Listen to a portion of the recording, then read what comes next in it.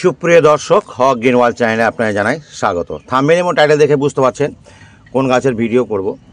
তো বন্ধুরা, ফুল দেখেই বুঝতে পারছেন এটা হচ্ছে চন্দ্রমল্লিকা। তবে চন্দ্রমল্লিকার গাছের কোনো পরিচর্যা সম্পর্কে আজকে ভিডিও করব না। আজকের ভিডিওটা খুবই ছোট্ট হবে, আর এই ভিডিওটা খুবই গুরুত্বপূর্ণ যারা চন্দ্রমল্লিকা গাছ করেন। সাধারণ বাগানীদের ক্ষেত্রে বলছি, যারা বিশেষজ্ঞ তাদের জন্য নয়।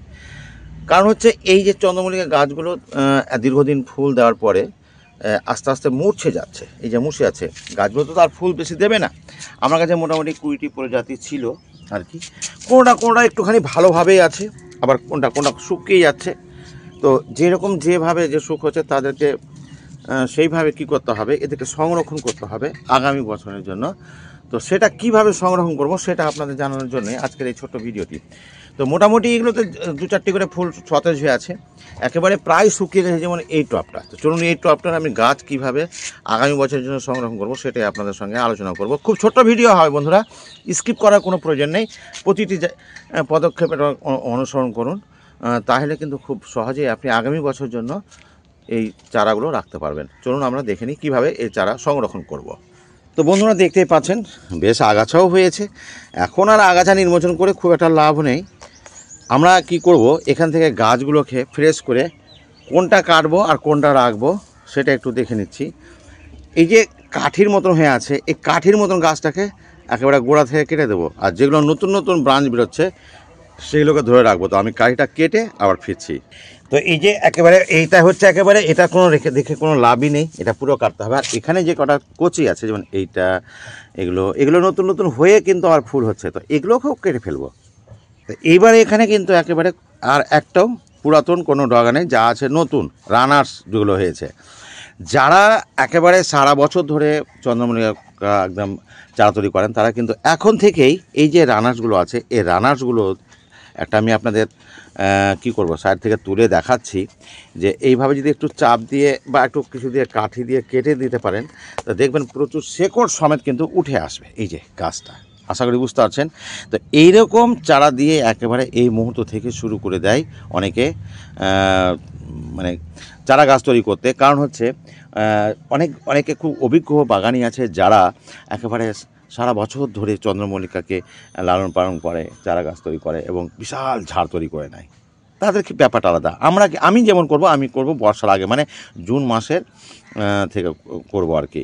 যখন বর্ষা শুরু হবে তখন থেকে শুরু করব চারার কাজে হাত দেব। আর অনেকে আবার করে কি, বর্ষার পরে করে সেপ্টেম্বর মাসে।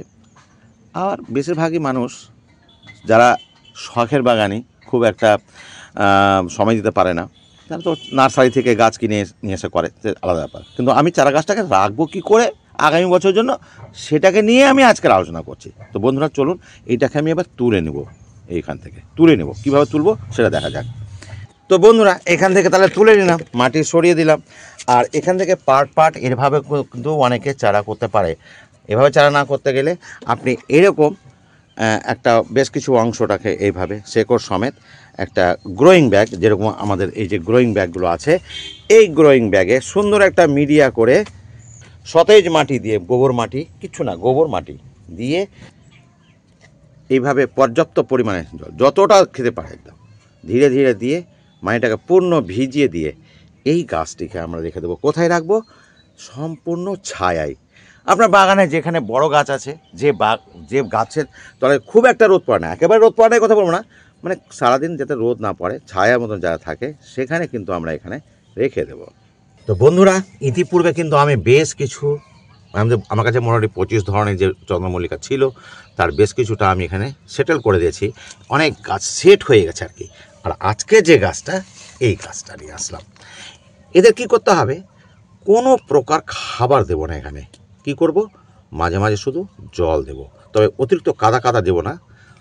কাদা করলে কিন্তু গাছ অনেক বেশি জলের জন্য মরেও যেতে পারে। তো এইভাবে আশা করি আপনারা বুঝতে পারছেন। এই গাছটা আজকে সেট করা, বাকি গাছ এগুলো কিন্তু সেট হয়ে গেছে, দেখতেই পাচ্ছেন। এখানে মোটামুটি 7খানা হয়ে গেছে, এটা নিয়ে 8খানা, আর ওখানে যে কটা আছে ধীরে ধীরে 2-1টি করে প্রতিদিন যেটুকু সময় পাই, স্কুল করতে হয়, তারপরে এখন মাধ্যমিক পরীক্ষা চলছে। যাই হোক, এর ফাঁকেই আমি এই কাজগুলো করে রাখছি। তো আশা করি আপনারা বুঝতে পারছেন যে এবছরের পুরাতন চন্দ্রমল্লিকা গাছকে আপনারা কীভাবে আগামী বছরের জন্য চারা সংরক্ষণ করবেন, সেটা আপাতত দেখিয়ে দিলাম। পরবর্তীতে আমরা শিখব কিভাবে চারা তৈরি করব। তো সেটা দেখতে হলে অবশ্যই আমাকে ফেসবুক থেকে দেখলে ফলো করে দিয়ে রাখবেন, ইউটিউব থেকে দেখলে অবশ্যই সাবস্ক্রাইব করে রাখবেন। বন্ধুরা আজ এতটুকুই, ভালো থাকুন, সুস্থ থাকুন, ধন্যবাদ।